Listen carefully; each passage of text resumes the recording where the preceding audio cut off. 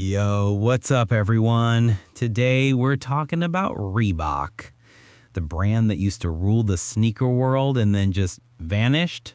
Like, how the hell did that happen? One minute it's the king of the 80s and 90s, the next minute kids today barely know it exists. Let's go back and see where Reebok screwed up so bad it basically disappeared from the sports world. No sugarcoating, no corporate BS, just straight talk. What the fuck did you do, Reebok?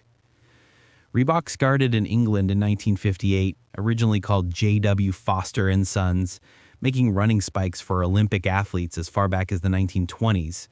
Solid history, but the real explosion came in the 1980s. In 1982, they dropped the Freestyle, the first sneaker designed specifically for women's aerobics. This was during the Jane Fonda workout video craze. Women everywhere were wearing leggings, leg warmers, and bright Reebok Freestyles jumping around in front of their TVs.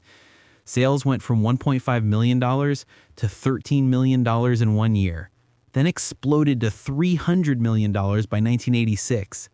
Nike was still playing catch-up. Reebok actually overtook Nike as the #1 athletic footwear brand in the US for a while. Insane.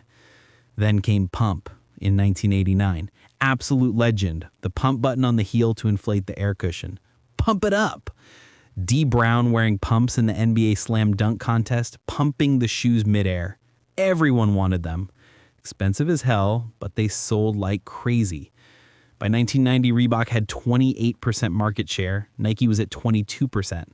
Reebok had Shaq, Allen Iverson, even Scarlett Johansson as ambassadors later on. They looked unstoppable. So what the fuck happened?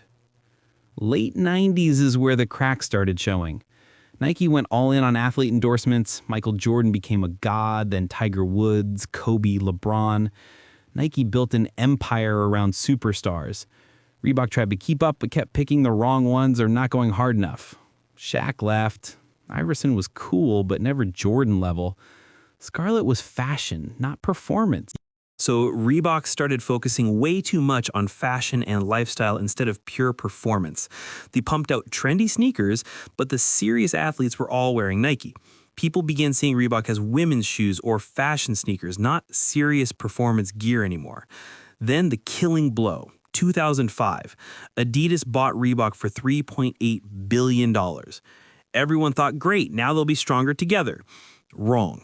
After the acquisition, Reebok became Adidas's budget or fashion brand. Adidas popped all the high-performance tech, innovation, and top athletes for themselves. Reebok got pushed to the side. Cheaper prices, less marketing, no real R&D.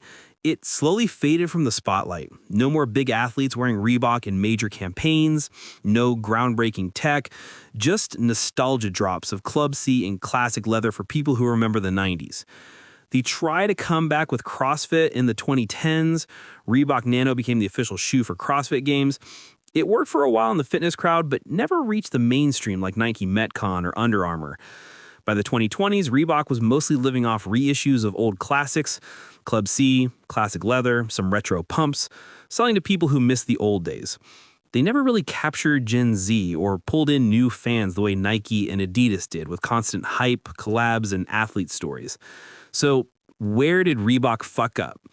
Got too obsessed with fashion and lifestyle, let go of serious performance sports, chose the wrong athletes and marketing, never built icons like Jordan or LeBron, got bought by Adidas and turned into a side brand, stripped of innovation and big budgets, didn't adapt fast enough to digital marketing, social media, influencers, and the new generation of sneakerheads, stopped listening to what athletes and serious buyers actually wanted, performance and hype. Today, Reebok still exists, but it's a shadow, a nostalgia brand. Kids today see Nike and Adidas everywhere, but Reebok? Most don't even know it was once bigger than Nike. What the fuck, Reebok? You had it all, and you let it slip away.